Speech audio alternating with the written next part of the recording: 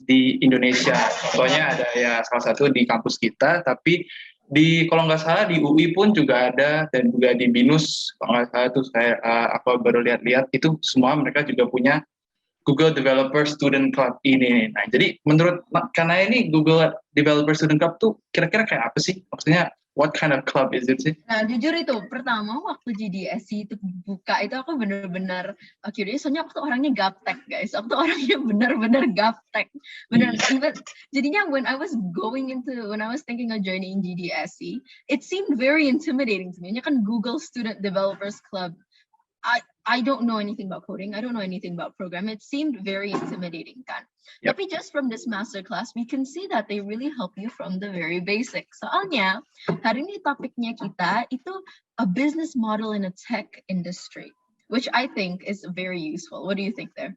Ya, jadi like you said, jadi Go Developer Student Club nih sebenarnya terbuka buat semua ini ya, for all students ya. Nggak melihat kalian tuh dari major apa atau dari jurusan apa, semua anak kalau mau join juga silakan ya, karena di sini emang benar-benar kayak bilang tadi, benar-benar belajar dari basicnya dan ya bareng-bareng lah belajar semua. Jadi jangan terlalu terintimidasi dengan nama Google ya, karena emang ini klubnya pasti keren banget dan pasti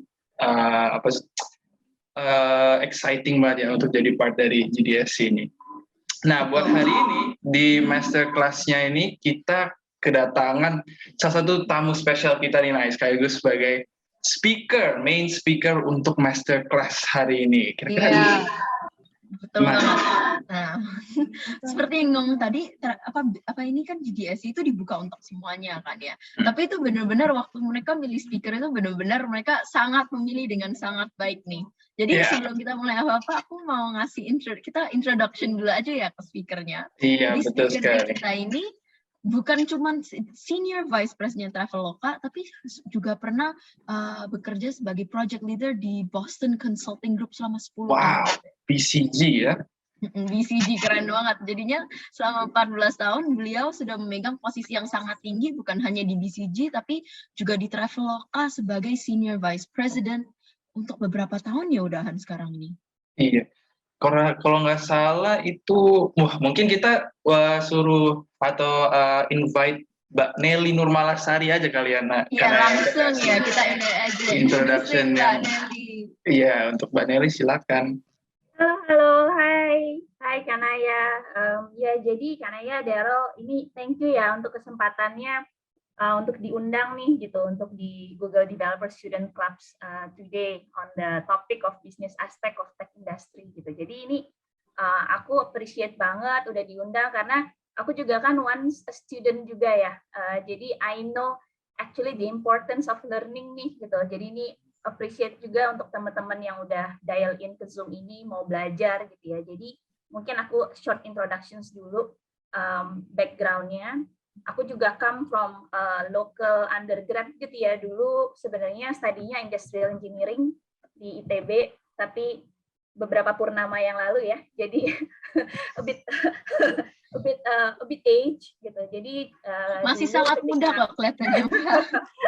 Jadi ketika lulus waktu itu juga masih meniti karir di bidang konsultan ya. Jadi di BCG join as one of a total cuma 2 waktu itu sih ngambil local undergrad di tahun 2018 gitu ya. Dan I built my career in consulting. Aku stay di actually covered Southeast Asia office. Jadi di Jakarta juga based di Malaysia for a bit, juga di Dubai.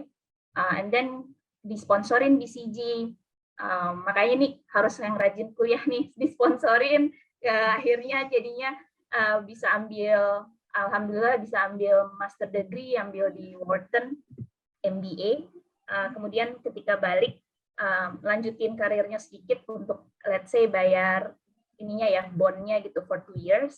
Terus aku dapat kesempatan actually looking out opportunity di tech baru mulai writing up gitu 4 years ago, and that's why I decided untuk join Traveloka. Nah, a short background di Traveloka karena backgroundnya consulting. Jadi ketika join memang dari sisi bisnis gitu. Jadi waktu itu Traveloka case-nya istilahnya shape-nya tuh masih a good product, people adopt to the product, tapi bisnisnya belum kebangun gitu. Jadi istilahnya even organization Traveloka waktu itu masih aku pegang accommodation product terus di hired sebagai accommodation revenue gitu. Artinya apa? Someone who actually build Traveloka to shape bisnisnya apa gitu. Nah ini makanya jadinya lumayan nyambung ya, nanti I'll share more introductions about Traveloka dan journey-nya Traveloka dari istilahnya nemuin product market fit gitu ya, karena awalnya itu yang penting product market fit dulu, orang pakai gitu, tapi mungkin bisnisnya belum ke-generated gitu. Tapi ketika actually I join 4 years ago, lagi mulai nih nge-build bisnis fundamentalnya apa, economics-nya gimana cara bikin company-nya lebih profitable gitu ya, managing expenses-nya seperti apa gitu. And that's why aku join-nya sebagai head of revenue, karena itu building bisnisnya.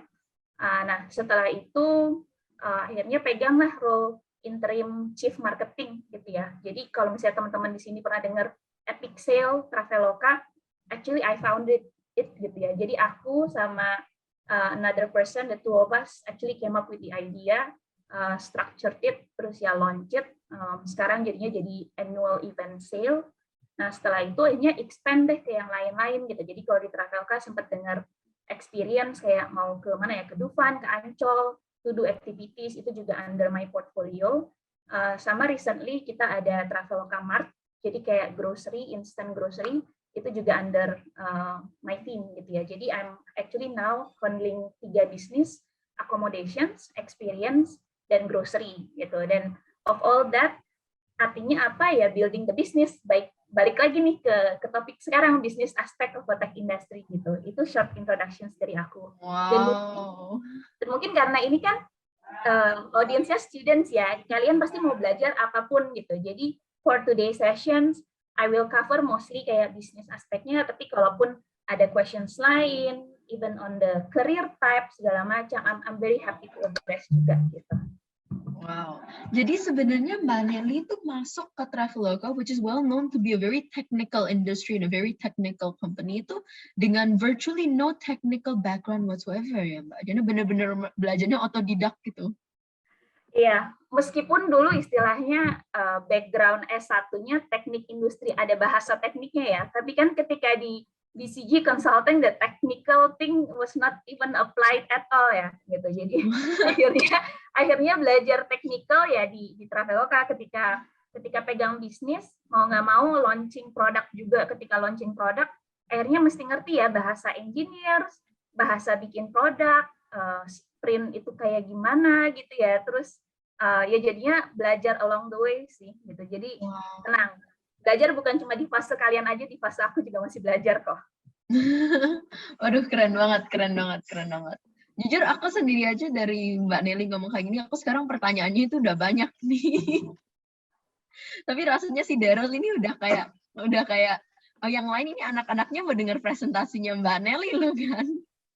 Iya, saya habis dengerin introduction dari Mbak Nelly aja udah sangat-sangat interested banget ya. Jadi mungkin kita sekarang kasih waktunya, kita persilakan suruh waktu untuk Mbak Nelly untuk langsung aja share PPT-nya dan mungkin memulai presentasi dari Mbak Nelly. So, Mbak Nelly, the floor is all yours. Oke, berarti ini aku share screen sendiri aja ya? Iya, bisa Mbak. Oke. Let me do that.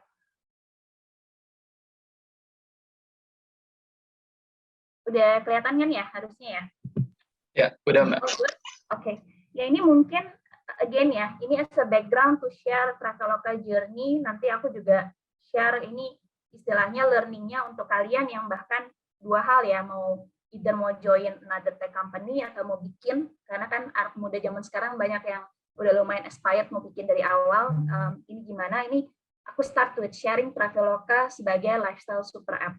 Nah ini Traveloka mulainya memang 9 tahun lalu.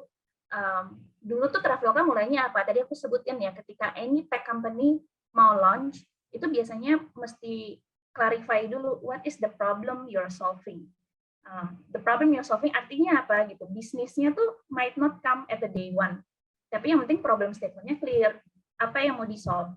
Nah, ketika Traveloka dulu pertama kali launch 9 tahun yang lalu, itu state-nya beda banget sama yang sekarang. Dulu tuh mereka launch hanya untuk istilahnya model bisnisnya meta search, gitu kan. Meta search untuk flight pertama kalinya. Jadi hanya untuk menyelesaikan masalah untuk saya mau pergi dari poin A ke poin B, what's the best way with the best price untuk beli tiket pesawatnya gitu. Nah, tapi baru over the years problem yang di-solve makin lama makin berkembang. Jadinya simplifying travel gitu. Nah, untuk di Indonesia as a market lihatnya simplifying travel dari Indonesia ke yang lainnya gitu. Jadi makanya berkembanglah bisnisnya yang tadinya awalnya baru flight jadi ke hotel dan sebagainya. Gitu. Nah, untuk ini makanya kayak kalau dilihat inovasi itu berkembang, artinya baik dari sisi produk yang di-launch ataupun bisnis yang di-launch di any tech company itu expected kalau tiap tahun berubah gitu. Tiap tahun berubah bertambah gitu ya. Karena ini disebutnya dozens of innovations later we are Southeast Asia's lifestyle super app. Artinya apa gitu? Kalau 9 tahun lalu bilangnya Traveloka is a meta search. Setelah itu keluarlah produk hotel.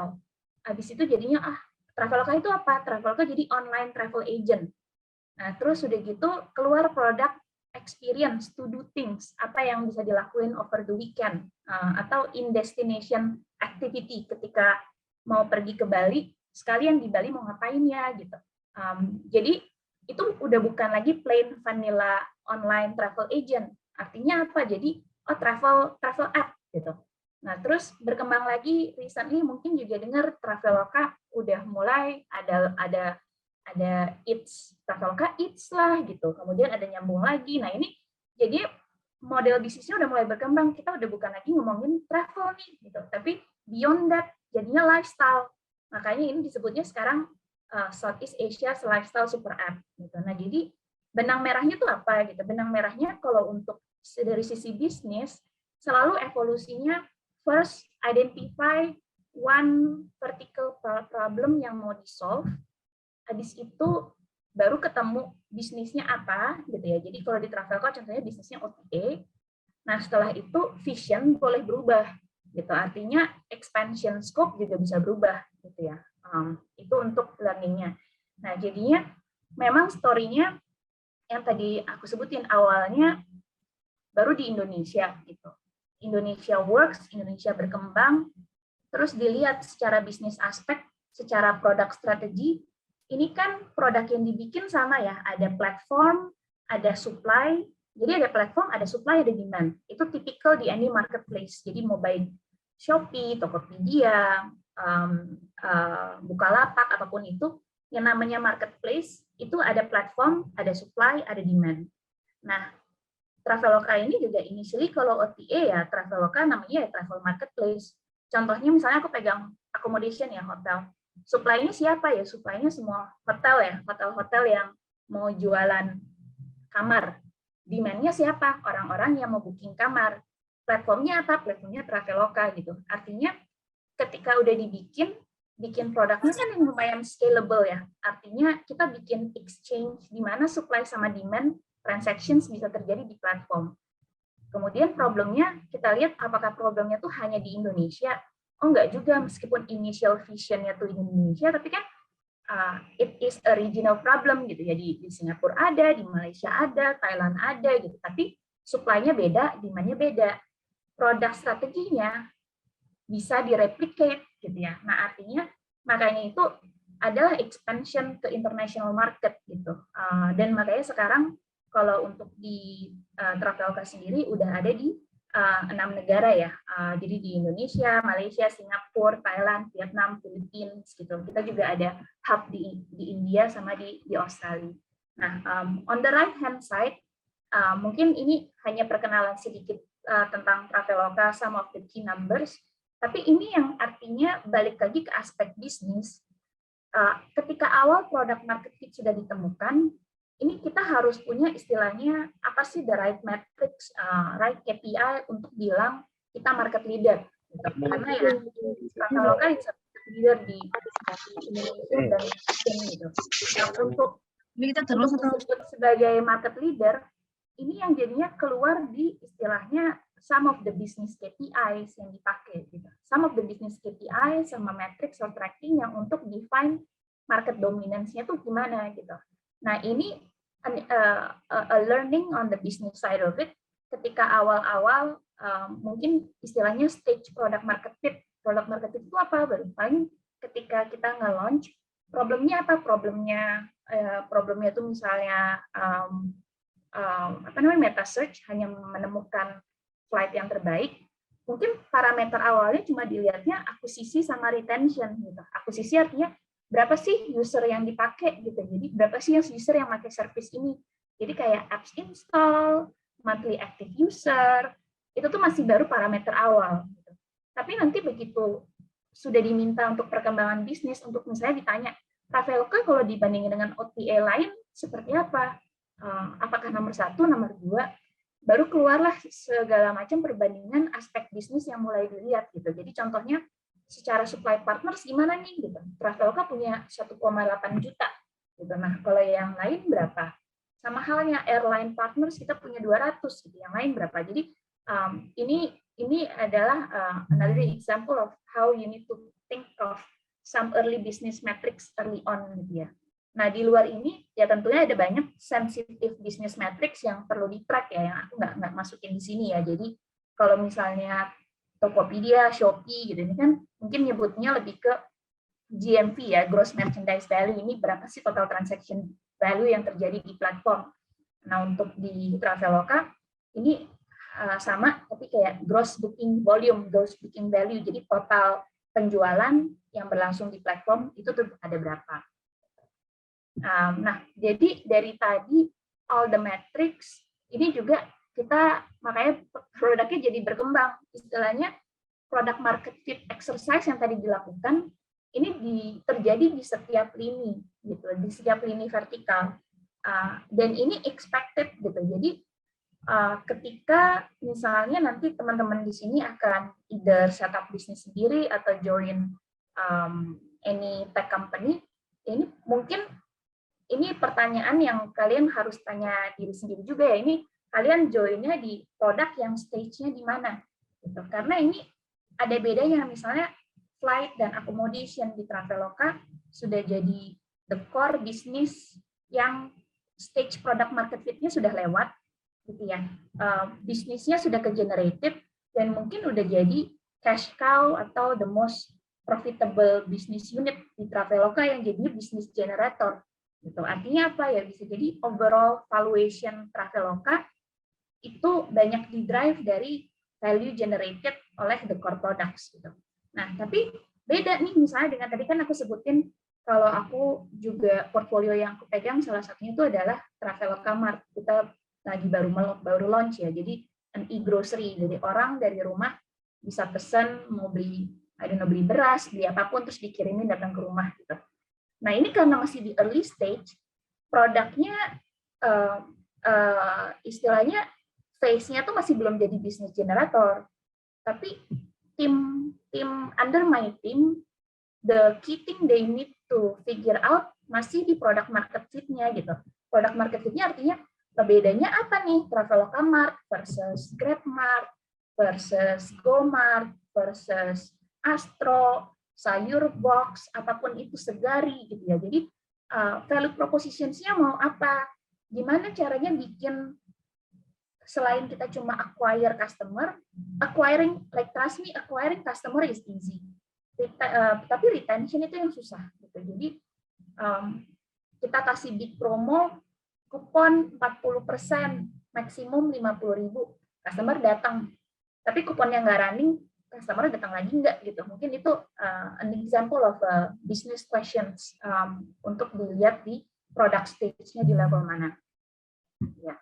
Nah ini, jadi makanya tadi yang di 20 itu, ini adalah an example of looking at how complex it is di Traveloka ya. Mungkin dari tim-tim teman-teman di sini, oh aku cuma taunya flight, aku taunya hotel ada, train ada gitu. Tapi nggak realize nih kalau ternyata emang produknya tuh sebanyak ini ya gitu. Nah ini kenyataannya ya iya ini adalah long list of produk yang kita punya di Traveloka dan masing-masing line ini ya ada timnya nih yang ngerjain untuk ngelihat produk market fit-nya gimana, feature-nya yang mau dibangun gimana, bisnisnya itu gimana gitu. Dan ini semua list down ini artinya kalau ngelihat dari sisi bisnis, apakah ke depannya akan bertambah atau berkurang, itu yang jadi bagian of business evaluation yang perlu dilakuin gitu. Contohnya misalnya bisa aja sesuatu kita awalnya ini realitinya gini ya, ketika ini bisnis bisa aja ketika mau launch awalnya bilang tren kita mau gede, tren gede, trennya di-expect maunya bisnisnya tren ekuivalen segede sama flight. Terus kita jalanin produk market fit, kok ada orang customer balik lagi dan prefer untuk booking dari Traveloka daripada bahkan booking langsung ke direct access-nya KAI apapun itu gitu. Nah, tapi bisa aja along the way kita find out kalau meskipun ini produk market fit-nya kenceng, volume sama size-nya besar, tapi ternyata economically tidak terlalu profitable gitu. Karena mungkin dari sisi supply-nya concentrated nih, ini bisa dibilang I wouldn't say monopoly, but it's really concentrated aggregated supply. Kayak ya udah ini namanya kalau kereta, kalau di Indonesia ya ini semua kita rely-nya dari KAI. Nah, karena rely-nya dari KAI, tiap kali pembelian tiket itu kan kita menerima komisi ya. Itu apa cara hitungan bisnisnya gitu ya. Jadi misalnya tiket kereta dari Jakarta ke Bandung 300.000.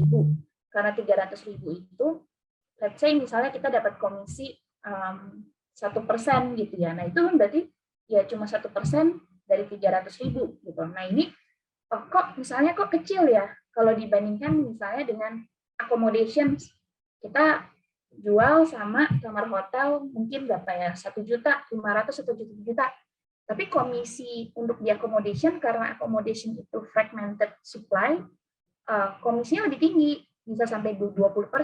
Gitu. Nah jadinya kita realize kalau melihat dari sisi bisnis, itu bukan cuma scale sama volume yang kita perlu perhatikan, tapi economics-nya gimana gitu, ability to make money-nya gimana gitu. Kalau misalnya begitu tahu, oh ya ini ternyata perbandingan komisi antara jualan train sama jualan hotel beda jauh ya.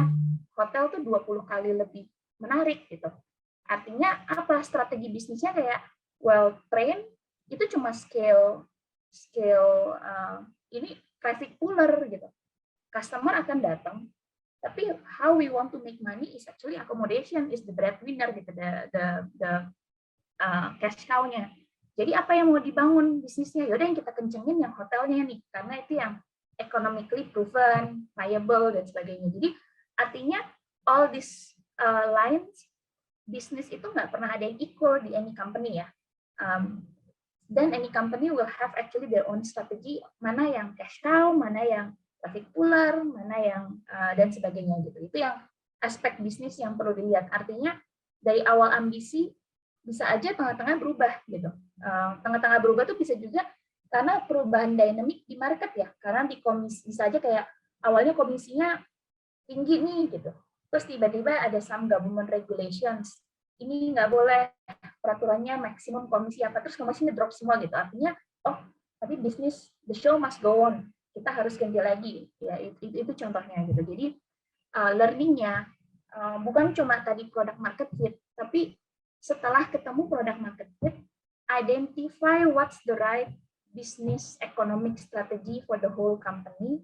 Jadi tahu gitu, kalau punya produk portfolio, masing-masing portfolio ini perannya di perusahaan ini seperti apa gitu.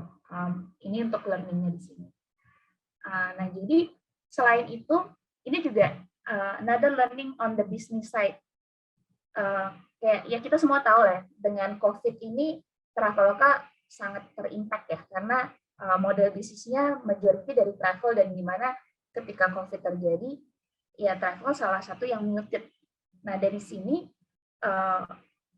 ini another product strategy yang kayak kalau Traveloka decided to just did nothing, ini kita bisa hilang semua tadi yang disebut ada monthly active user sampai 40 juta segala macam karena mereka active traveling.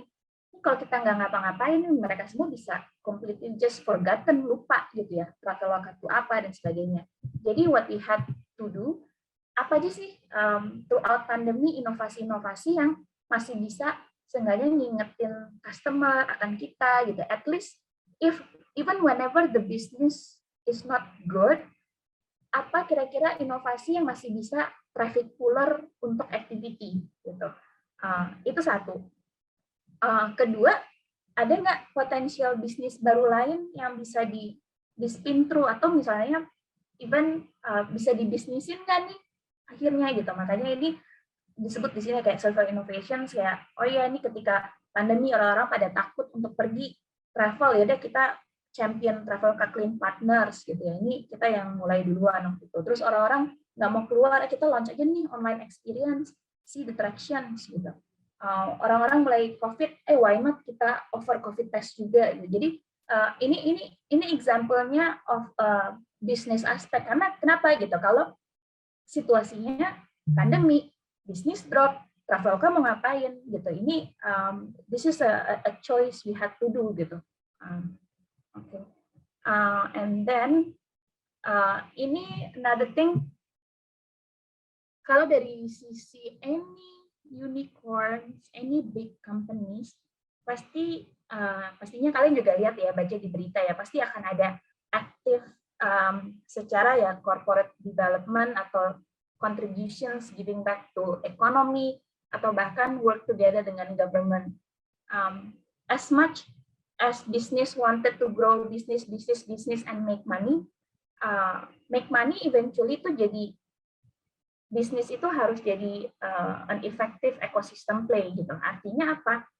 Make money is one thing, but working together, cooperation sama government is another thing gitu ya. Jadi ini yang contohnya pasti kalian makanya lihat lagi pasti ya Gojek ada sendiri, Grab ada sendiri, Traveloka ya, karena ini nggak bisa dipisahkan kalau ini adalah salah satu komponen sukses of a business juga. Gitu. Okay. Ini tadi aku bilang juga termasuk social care. Nah jadi mungkin kalau dari aku mungkin yang dari terkaitnya itu yang terkait bisnis mungkin yang tadi aja ya. Yang ini mungkin lebih ke just last state aja. Ini mau ngebalikin lagi parameter yang ketika awal aku share ya. Jadi visionnya company, visionnya organizations, dimanapun nanti kalian kerja, you need to be open-minded. You will keep evolving. Gitu. Kalau misalnya tadi Traveloka dari meta search, jadi OTA, sekarang kita sebut ourselves as a lifestyle super app. I would actually even foresee 5 years from now, it will be another thing gitu ya. Ya ini artinya apa? Business is evolving. Again, harus bisnis tuh pasti udah punya ada end goal objektifnya nih. Mau inovasinya di siapa, target customer-nya siapa, mau sebesar apa, dari situlah vision-nya akan evolving gitu. Nah, jadi mungkin dari aku intronya terkait bisnis itu dulu. I hope to actually just get more questions. Kayaknya aku lebih prefer more like an interactive questions kali ya. Ini kayaknya ada beberapa chat. Oh, oke, ada. Ya mungkin dari aku pengantarnya itu dulu. Let me just stop sharing. Wow. Oke. Tepuk tangan yang sangat meriah ya untuk Mbak Nelly ya, what amazing presentation tadi. Jadi buat kalian semua yang mau nanya, karena kita lagi bikin Q&A-nya ya, kita lagi mulai Q&A. Jadi bagi semua yang mau nanya atau ada questions buat Mbak Nelly seputar Traveloka atau apapun itu, bisa langsung aja taruh di chat box ya. Nanti kita bakal bacain satu-satu, dan kalau kalian interaktif, kalian bakal dapat hadiah 50 juta dari GDSC, tapi dipotong pajak 100% ya. Oke, mungkin untuk mulai ya Mbak Nelly ya, I have a question of my own ya, while masih nggak ada questions di chat box. Jadi dari tadi yang Mbak Nelly explain, kayaknya apalagi di zaman sekarang ya, kayaknya banyak sekali orang-orang atau mungkin anak-anak mahasiswa seperti kita yang punya mimpi untuk mungkin memulai sebuah startup atau kayaknya seru atau mungkin keren kali ya buka startup, apalagi melihat banyak sekali di Indonesia sendiri startup yang udah sukses, yang udah established, nggak cuma Traveloka, mungkin dari yang lain mungkin ada Gojek dan segala macam. Jadi tapi in reality memulai sebuah startup itu nggak mudah, dan bahkan orang kadang suka overlook background-nya ya atau sejarahnya ya dari memulai sebuah startup. Nah, aku mau nanya untuk personally dari Mbak Nelly, kira-kira untuk menjadi seorang entrepreneur atau seseorang yang memulai startup itu, what kind of characteristic atau quality yang harus dipunya oleh seorang entrepreneur atau yang paling penting deh? Atau mungkin bisa dikasih 3 contoh-contohnya. Mungkin dari aku sih, Mbak Nelly. Ya, thank you buat intro questions-nya di Daryl. Jadi ya benar ya, sekarang tuh memang banyak yang aspiring mau jadi founder gitu ya. I think that's very great menurut aku sih, karena itu akan emang beda different challenge gitu.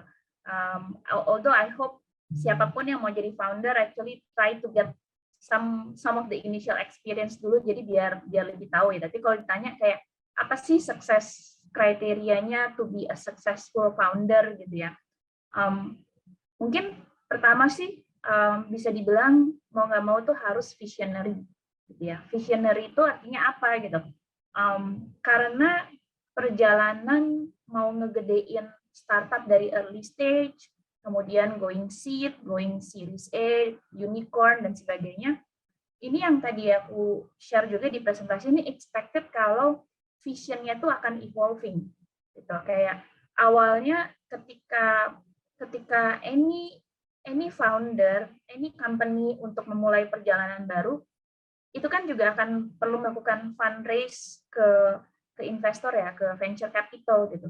Ketika awalnya jualan untuk fundraise di awal, itu masih bisa dibilang yang dijual tuh apa? Yang dijual tuh mimpi gitu ya. You're actually selling dreams, you're actually selling the problems, understand problem statement-nya apa, then how to solve gitu. Jadi itu masih baru yang di awal gitu.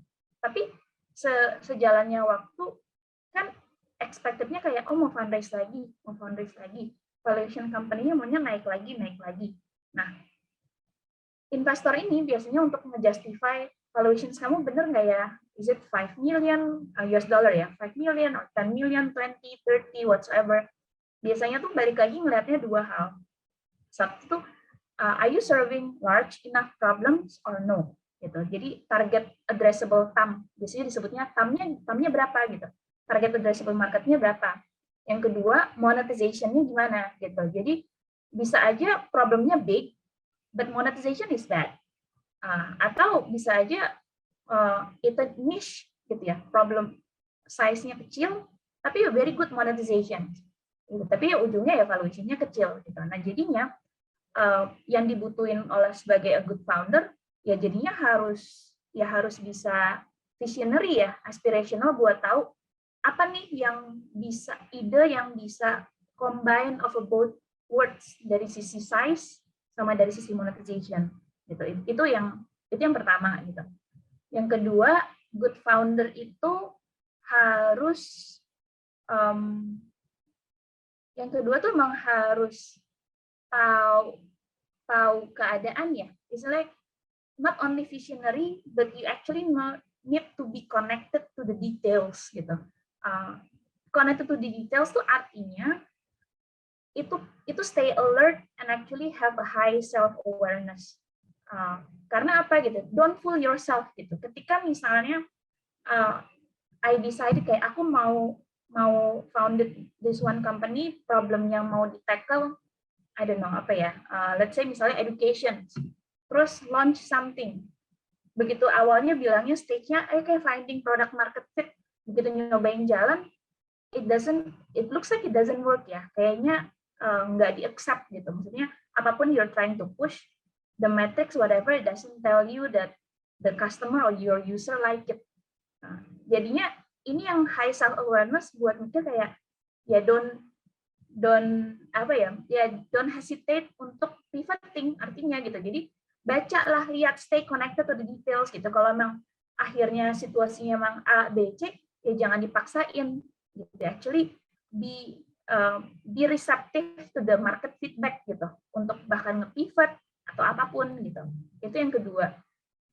Yang ketiga, mungkin bisa dibilang harus ready for the adrenaline ya, gitu. Maksudnya all the roller coaster ups and down, it is certainly expected.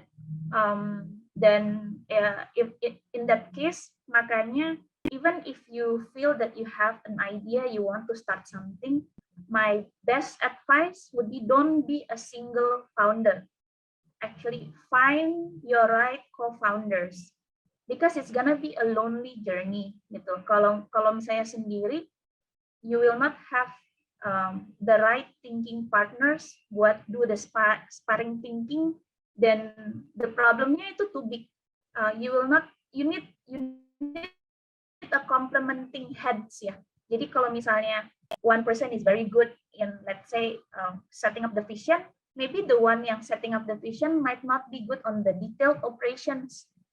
Jadinya itu yang combining gitu. Jadi that would be like my take. Thank you. Oke, wow. Jadi yang mungkin ya aku summarize sedikit ya dari apa yang Mbak Nelly bilang. Jadi buat menjadi seorang founder ya, jadi nggak perlu cuma inovatif aja, tapi ternyata harus juga jadi orang yang bervisioner ya, visionary. Terus kedua, peka terhadap keadaan ya, jangan terlalu memaksakan ini dan itu kalau misalnya emang nggak jalan, dan selalu apa ya, self-aware ya, kalau kata Mbak Nelly, dan juga always be ready, karena perjalanan seorang entrepreneur itu pasti nggak lurus ya, pasti banyak lika-likunya. Dan terakhir, jangan pernah sendiri, you never be alone, always find the right person atau orang-orang yang tepat untuk selalu ada di samping kalian whenever you guys want to be or start your journey as an entrepreneur ya. Oke, jadi di chat box ada beberapa pertanyaan. Mungkin Kanaya bisa bacain beberapa ya untuk ditanya lagi ke Mbak Nelly, karena sudah ada beberapa kalau nggak salah di chat box. Oke, ini juga ada beberapa orang yang raise hand ini ya. Kalau misalnya Jason Dharma yang raise hand, apakah mau on mic on cam saja?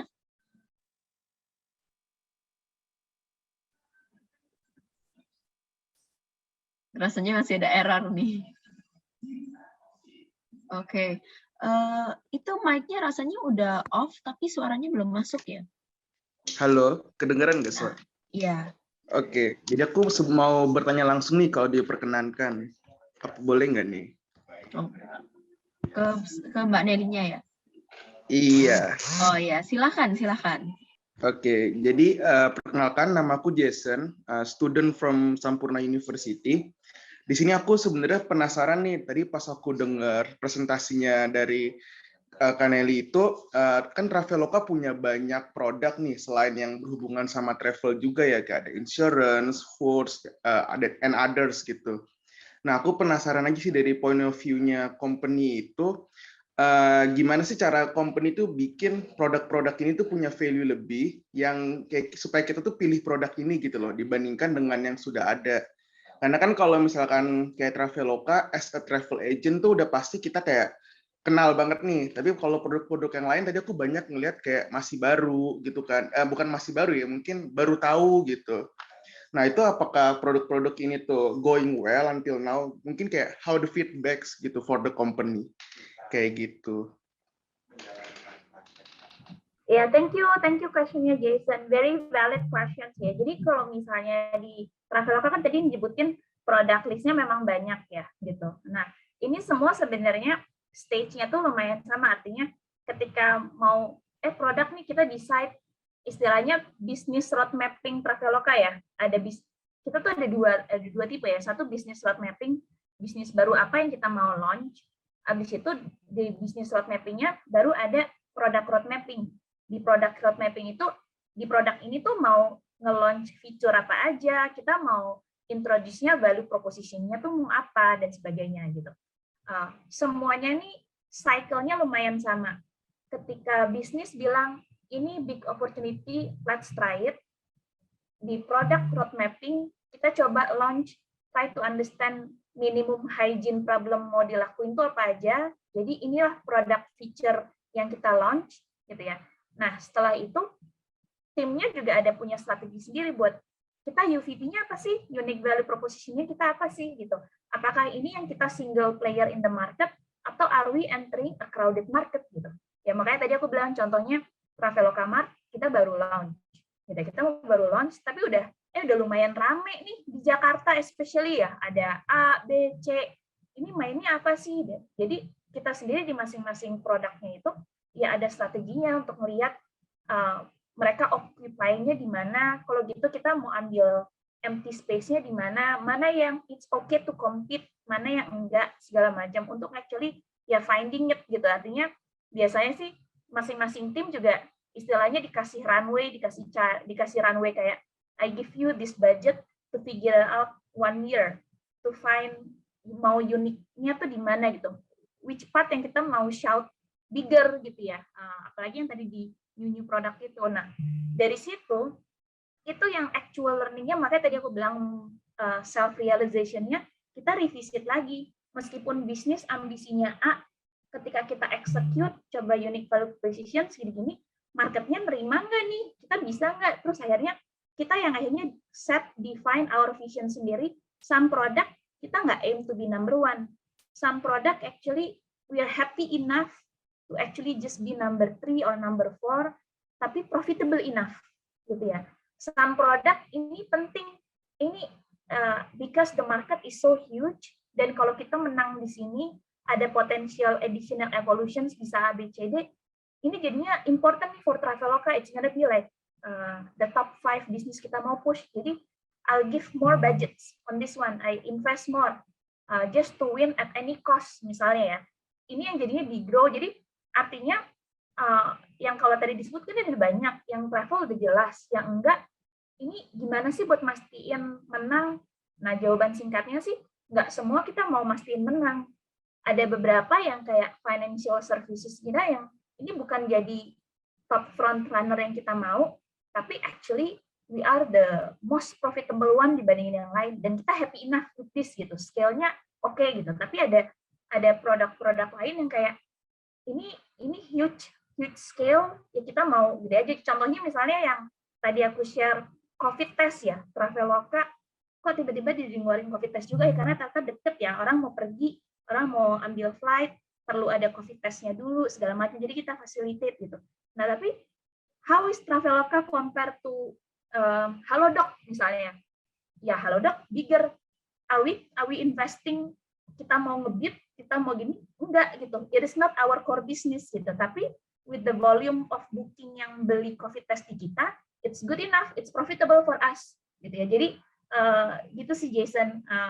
Nah biasanya siklusnya emang gitu ya, dari ada investmentnya, ada budgetnya, terus si unique value proposition itu memang sesuatu yang memang mesti dicari itu.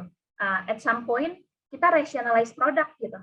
I actually had the opportunity juga untuk sempat review mana yang tadinya sempat digas, oke, kita turunin deh, kita cut investmentnya, just leave it sepertiganya karena it's not worth investing there, udah terlalu crowded gitu.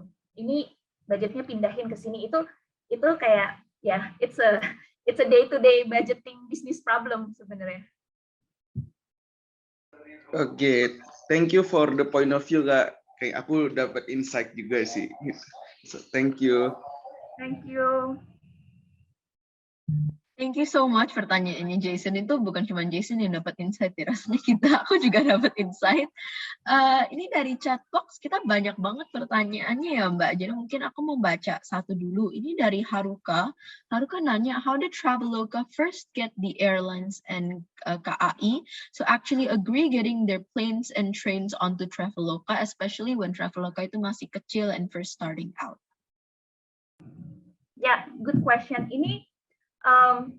Ini biasanya usual route buat any marketplace.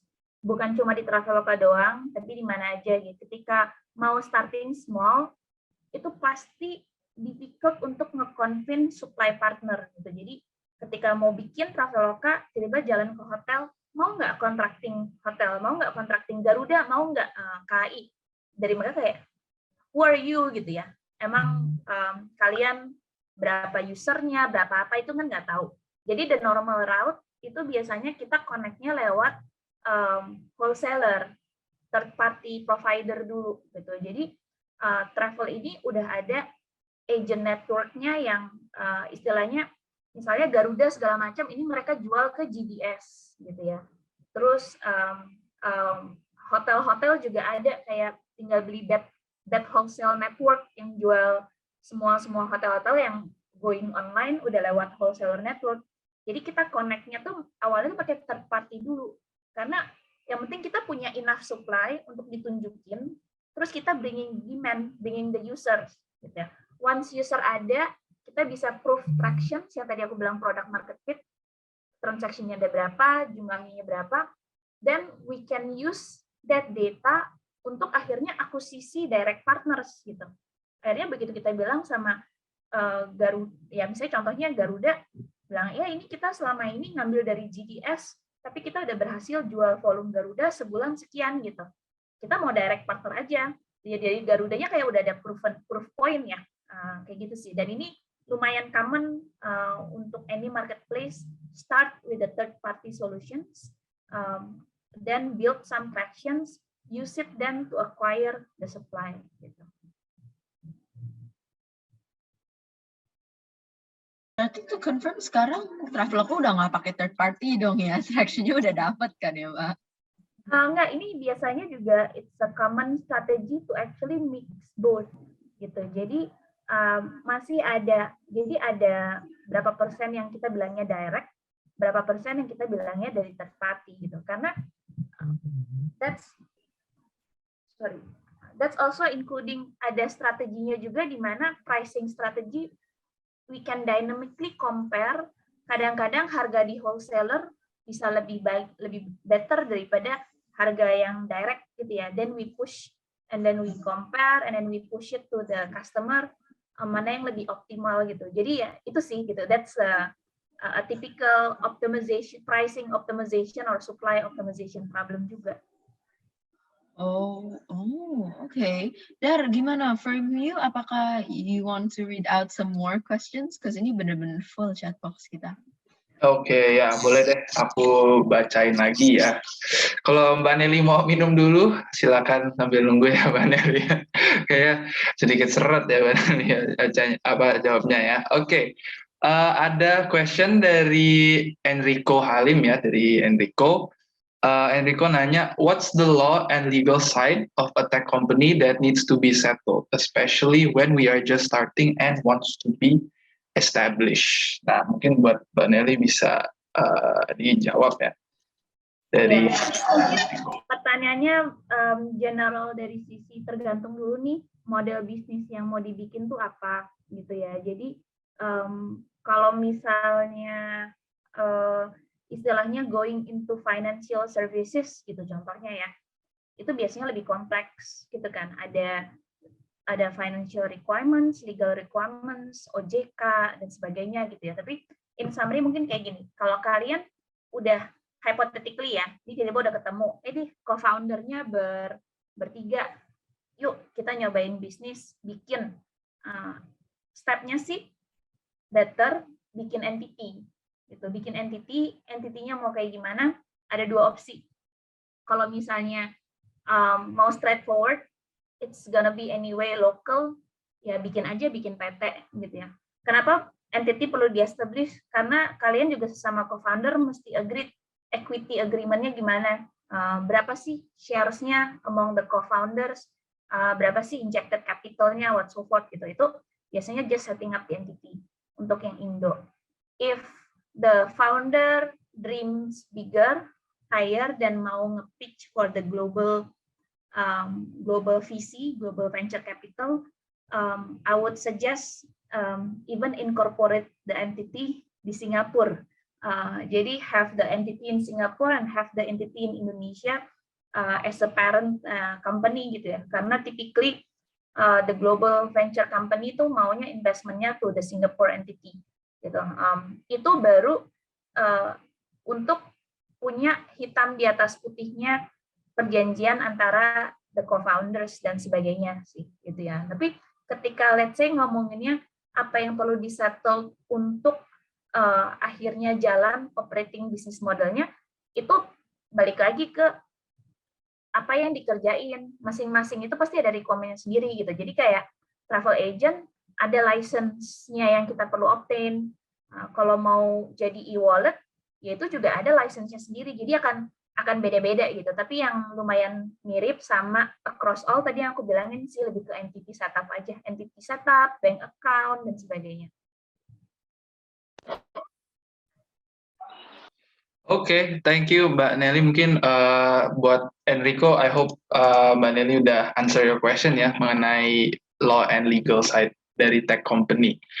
Oke, kayaknya kita masih punya waktu buat mungkin 1 sampai 2 question lagi untuk Mbak Nelly ya. Jadi aku bertanya lagi dari salah satu member di GDSC nih, dari Bintang.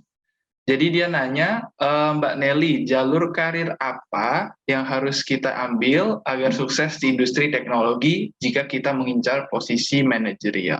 Karena habis lihat LinkedIn-nya Mbak Nelly keren banget soalnya. Dia ada pujian dikit ya, diselipin dari Bintang. Jadi mungkin Mbak Nelly bisa jawab.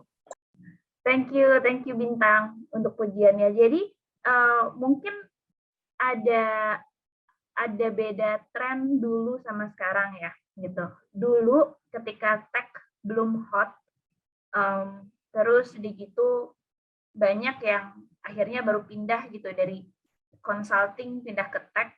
Itu yang track yang Nelly dulu kerjain gitu ya. Jadi at the time aku build-nya tuh di consulting, jadi makanya begitu join ya udah bisa masuk ke senior level gitu ya. Itu zaman dulu ya. Kalau zaman sekarang tech itu udah anyway it's a hot potatoes ya, semua orang begitu keluar lulus tuh udah pengennya mau joinnya apa, tech is one of them gitu. I remember dulu malah aku try to convince my parents mau join Traveloka tuh kayak ngapain sih, bukannya lebih udah oke ya di BCG gitu kan, dulu kan kayak begitu. Nah kalau misalnya sekarang sebenarnya kalau misalnya anyone join di tech company, not even di managerial position, ini tuh di tech sendiri ada banyak career accelerated track gitu ya, untuk ujungnya ke managerial. Jadi the earlier actually you join, even at the more junior role, selama you prove your credibility, your worth, semua segala macam, itu ada istilahnya ntar juga ada special fast track untuk naik ke managerial sih gitu. Jadi malah better untuk join somewhat dari bawah naik ke atas ya gitu. Karena kalau yang bedanya apa gitu? Kalau dulu karena belum ada orang yang graduate di dalam Traveloka dari bawah sampai ke atas, opsinya tuh banyaknya nyari dari eksternal, makanya ngambilnya dari consulting type gitu ya. Tapi kalau sekarang karena ini tuh udah jadi profil yang menarik, orang tuh udah masuk dari level yang junior, orang yang level junior itu jadi udah lebih punya pengalaman gitu ya. Jadi ketika kita mau ngomongin, let's say ada key positions, ini juga ada different view di Traveloka juga kita ngeliatnya ada kayak who is actually the better internal promotions yang kita naikin gitu. Karena ngeliatnya orang yang udah punya konteksnya, udah tahu how-nya, udah di-train segala macam, terus naik ke atas gitu sih. Jadi kalau ngomong dari agar sukses mengincar posisi manajerial, kalau menurut aku malah lewat mana aja bisa gitu. Tapi jangan punya pemikiran kalau malah nyoba di tempat lain dulu, habis itu pindah gitu. Karena bahkan if you join early dari awal di tech, you will have faster track juga sih untuk competitive advantage gitu. Karena dari sisi aku juga kayak mau hire orang dari luar tuh kan ada resikonya ya, ini unknown quality gitu. Tapi kalau dari bawah terus kita promote, ya kan kita udah tahu si X bagus, si Y bagus gitu sih. Jadi itu ya saran aku, kalau emang mau ke tech ya langsung aja ke tech gitu.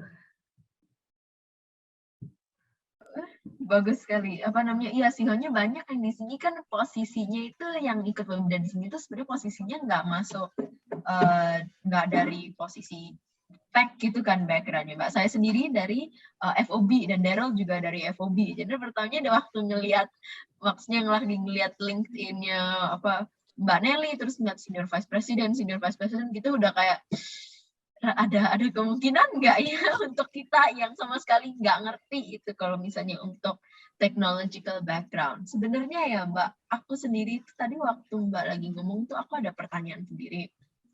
Terus aku harus tanyain sekalian lagi, ada opportunity-nya ya. Aku mau tahu Mbak, kalau tadi kan Mbak tadi ngomong tentang product market fit kan ya. Aku mau tahu gimana caranya kita bisa mencari product market fit kalau misalnya we are in an oversaturated market. Gimana kita tahu kalau produk kita itu sebenarnya unneeded in the market, soalnya udah banyak banget yang udah ngasih solusinya. Banyak kan misalnya dari Grab, Gojek, Shopee Food itu sebenarnya mirip-mirip kan ya apa yang mereka nge-offer. Jadi kalau misalnya aku sebagai startup owner nih mau bikin sebuah startup in that same industry gitu. Gimana aku tahu ini aku lagi masih nyari product market fit atau aku udah masuk an oversaturated market? Oke. Biasanya tuh typically my main metrics untuk melihatnya itu biasanya satu MAU, kedua retention sebenarnya gitu. Jadi kenapa MAU sama retention?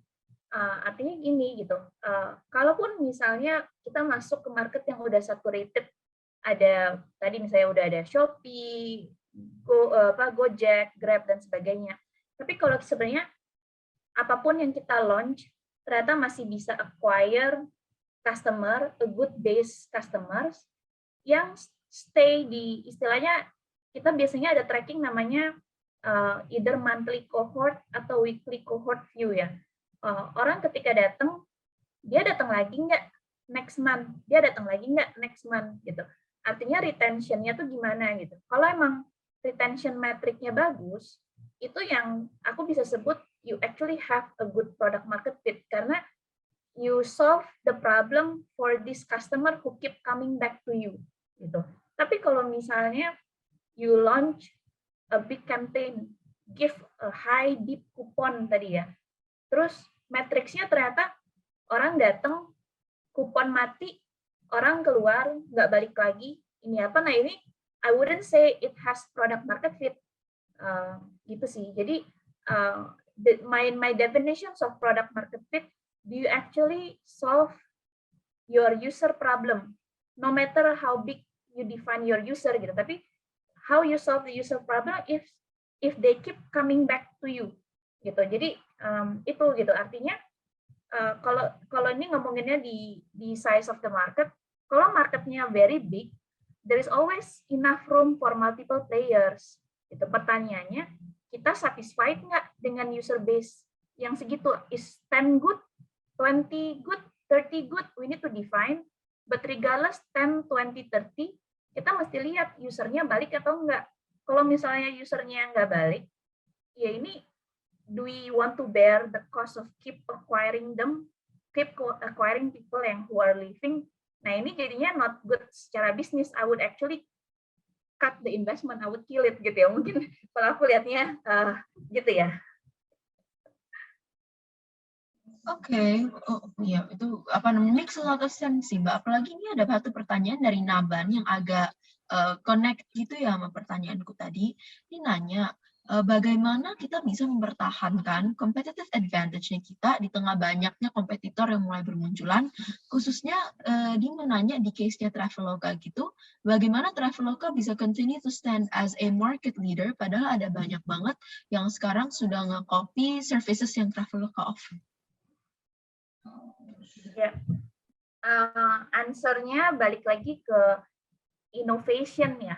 Jadi ya karena marketnya dynamic, kita nggak bisa assume nggak ada incoming competitor, nggak bisa assume kalau whenever we are the market leader will always be market leader gitu. Jadi emang mau nggak mau harus identify new innovations. Jadi bisa aja istilahnya misalnya di Traveloka contohnya accommodation hotel gitu.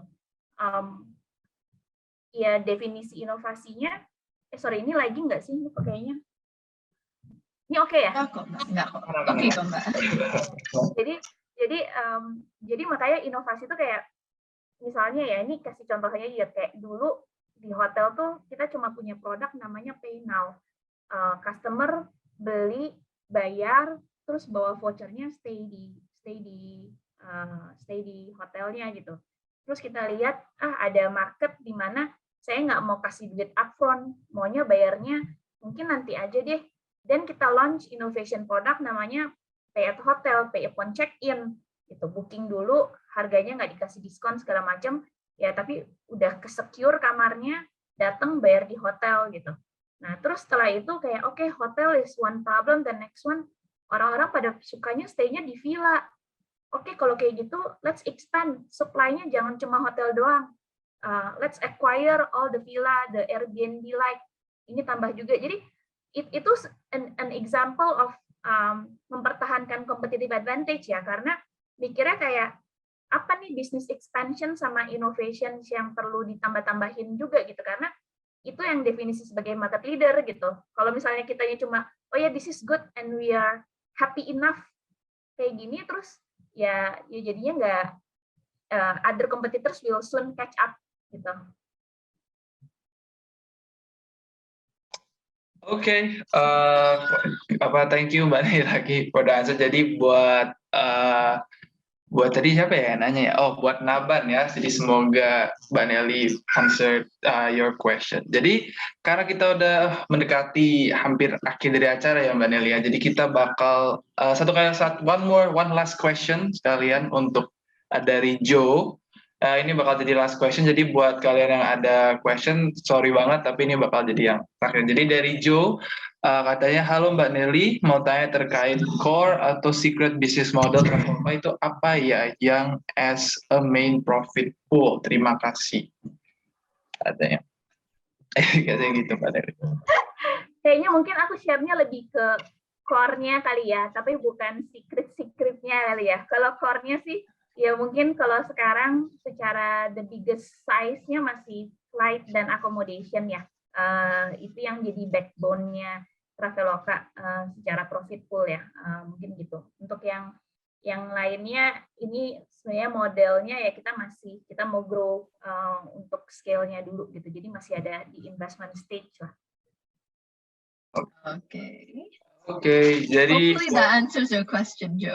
Iya, jadi buat Joe, don't ask about secret stuff lah, Joe. Aduh, Yeah, ini bahaya nih Mbak Neli. Business model itu a secret for a reason. Mbak Nelinya nggak boleh ngomong, guys. Mr. Krabs aja di SpongeBob SquarePants nggak mau kasih tuh ya resepi yang rahasianya ya. Yeah. Oke. At least she tried, you know. At least she tried. She wanted to know, and at least she tried. Oke. Jadi thank you semuanya for all the questions, and thank you juga buat Mbak Neli udah bisa jawab semuanya ya. Jadi it was very insightful, dan thank you guys for your participation. Tapi sayang sekali kita harus mendekati akhir acara. Jadi mungkin untuk summarize everything, mungkin me and Kanaya kita bakal kasih masing-masing key takeaway ya yang kita pelajarin dari Mbak Neli sebagai pengunjung acara. Jadi kalau dari aku sendiri selama dengerin Mbak Neli dan juga selama dengerin penjelasan dan jawaban-jawabannya.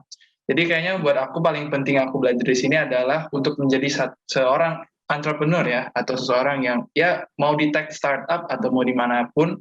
Pertama kalian harus tahu pain point-nya di mana. Jadi untuk basis dari semua startup itu adalah kalian harus tahu problemnya tuh apa yang kalian mau solve gitu ya. Jadi kalau nggak ada problem maka kalian nggak bisa bikin bisnisnya ya. Dan kalian harus tahu apakah problem itu sesuatu yang viable dan emang beneran ada dan banyak gitu yang harus di solve. Dan yang kedua, setiap bisnis harus punya value proposition-nya masing-masing. Apa yang membuat kalian berbeda dari kompetitor-kompetitor lainnya, your own unique selling point. Maka dari itu kalian bisa berhasil ya atau sukses. Dan yang terakhir mungkin dari saya itu jangan don't stop innovating ya, karena di zaman yang semakin lama semakin kompetitif kayaknya it's very very important buat terus berinovasi dan terus cari ide-ide baru dan juga problem-problem baru yang kalian bisa address dan kalian bisa develop di bisnis kalian. Jadi kalau dari Kanaya gimana? Bagus banget sih rasanya. Lu kamu udah masukin banyak banget nih. Jadi yang aku bisa kasih gift to the audience tuh rasanya sudah mulai menipis ya. Iya, saya sampai catat ya. Okay. Kalau dari waduh itu catatannya share ya, nanti gue juga mau itu, aku mau ngecek balik ini. rare opportunity. Tapi kalau dari aku sendiri, ya kan kita semua tahu tech industry sekarang tuh banyak banget ya peminatnya. Jadi kadang-kadang it feels like di tech industry itu udah nggak ada kesempatan lain gitu, udah oversaturated banget ya kan. Rasanya kayak ya we have nothing new to offer kadang-kadang, apalagi sebagai kita yang ngelihat anak-anak bisnis atau mungkin anak-anak edukasi, anak-anak industrial engineering yang kayak backgroundnya sama kayak Mbak Nelly, yang juga mau jump into the tech industry tapi nggak ada background tech ini. I think that Mbak Nelly provided such good insight on how you can still go into the tech industry using various aspects and from different perspectives kan. Seperti Mbak Nelly sendiri masuknya dengan experience business dari BCG dan belajar technya itu otodidak. Kalau misalnya dikombinasikan dengan ya kalian belajar logikanya behind the pain points reasoning, behind the market research, behind how to continue innovation, how to obviously harus kerja bareng orang lain yang lebih ngerti ya tech-nya, kira-kira kita sendiri mungkin kurang ngerti. Pastinya kita juga pasti bisa menemukan tempat di tech industry yang sekarang itu masih sangat berkembang walaupun it feels like it's very oversaturated. Nah, aku mau tahu nih dari Mbak Nelly sendiri, apakah ada key points yang Mbak Nelly mau tekankan lagi buat anak-anak yang datang hari ini? Mungkin pesan terakhirnya keep learning aja ya. Kayaknya aku, if I try to recall me in your positions sometimes back, itu lebih ke just find out your passion sebenarnya throughout the years. Jangan takut buat learning. Kalau udah ada beberapa yang udah punya set in mind, you really want to set up and be a founder, go pursue it. But the main thing adalah jangan ngelakuin sendirian, find your co-founders, that's my advice. Buat kalian yang beneran ngerasa kayak tech is the next word stage, terus mau masuk ke tech, dibilang saturate segala macam, jangan, ya pede aja menurut aku. If you want, just try your best to get it. And ya mungkin gitu kali ya, kayak just be optimistic, yet realistic kali ya, mungkin kayak gitu. And if not, it is still like a long journey ahead buat kalian semua gitu ya. Jadi orang juga roles, passions-nya nggak semua bisa di-configure or tahu early on sekarang. You might only find it out 10 years later segala macam. Like for me, for example, I didn't know that it took me also like 10 years to actually finally switch role. Begitu sekarang udah ngerasain di tech, juga udah kayak, no, I'm in it, I'm not gonna switch role to non-tech gitu ya, kayak udah, I'm in love with tech gitu ya. Jadi gitu sih, just be optimistic yet realistic. Gitu sih, thank you. Thank you banget Mbak Nelly. Oh my god, Der, lu ada mau ngomong apa-apa ke Mbak Nelly? I think kayaknya enggak sih. Jadi thank you banget Mbak Nelly. I'm such a big fan. Jadi saya jadi fans berat ya. Merasa seperti menemukan selebriti ya, Der? Iya ya. Jadi sebelum kita akhiri, kayaknya kita bakal ada photo session ya. Jadi buat kalian yang bisa on cam sekarang, jadi tolong on cam karena kita bakal ada sesi foto-foto dulu ya sebelum. Kalian bisa dapat foto sama senior vice presidentnya Traveloka. Itu susah loh guys dapat kesempatan ini. Ayo guys, on cam yuk. Oke, tolong perlihatkan. Bagus. Ayo, yuk. Lebih banyak. Ini once in a lifetime opportunity guys. Mungkin kalian sendiri itu mau juga screenshot sendiri ya buat kenang-kenangan. Oke, kita tunggu 2 menit, sedikit lagi ya. Tunggu sebentar lagi while waiting for everyone to on cam aja.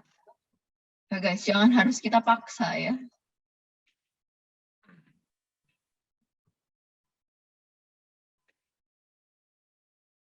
Oke, ini nanti yang screenshot ini bakal OP-nya kita ya? Sepertinya.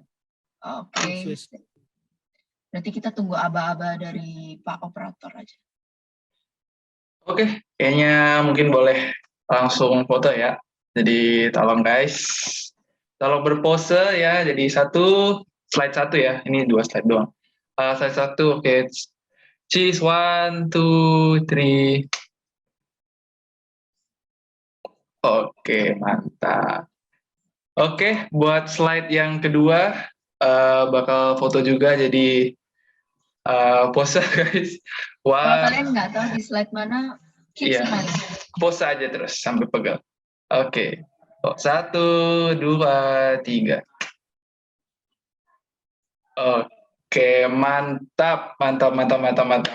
Mantap. Nah, sebentar guys, jangan leave dulu guys. Kalau nggak salah tadi saya baru diinfoin kalau misalnya hari ini kita mau discuss sebentar tentang certification-nya ya dari GDSC. Jadi Iya. kalau nggak salah panitia GDSC-nya, komitinya mau share screen.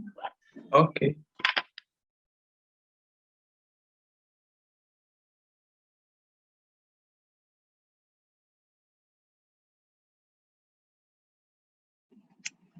Sertifikatnya ternyata kita kasih ke Mbak Nelly. Oh, banget ya.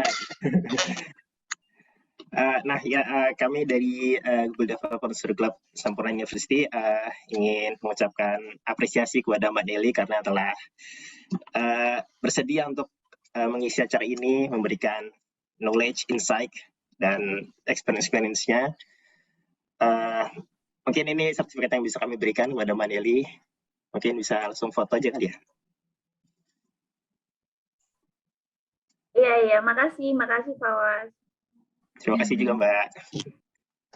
Oke. Wow. Mungkin untuk Mbak Nelly ini bukan sesuatu yang besar ya Mbak, tapi ini merupakan ini satu-satunya form apresiasi yang kita kasih ke Mbak Nelly karena sudah mau meluangkan waktu untuk bantu bicara kepada kita anak-anak kuliah yang apalagi benar-benar masih ambang-ambang ya nanti masa depannya itu mau masuk kayak gimana. Jadi insight-nya itu benar-benar helpful banget ya Mbak Nelly, terima kasih sekali lagi sudah mau meluangkan waktunya. Nah, unfortunately, rasanya sekarang kita itu udah benar-benar harus closing remarks nih. Iya, jadi sekali lagi terima kasih untuk Mbak Nelly dan semua partisipan di sini yang udah mau meluangkan waktu weekend kalian, walaupun kalian jomblo, tapi kalian bisa datang ke acara kali ini dan menyaksikan masterclass langsung dari Mbak Nelly ya. Jadi thank you guys, thank you juga buat Mbak Nelly, tapi sayang sekali acara kita sampai sini aja. Jadi nama saya adalah Henio Putra dan nama saya Kanaya. Thank you guys and see you next time. Bye-bye. Jangan lupa kalau kalian mau join GDSC, kalian bisa langsung nge-contact nih komite-komitinya GDSC, ada banyak di uni kalian. Bisa join kalau kalian mau tahu lebih tentang the tech industry ya. Bye. Dadah. Thank you. Terus buat teman-teman member GDSC semua, ntar attendance link-nya bakal di-share di grup GDSC internal. Langsung diisi aja buat nambahin rapot GDSC. Mantap. Thank you guys.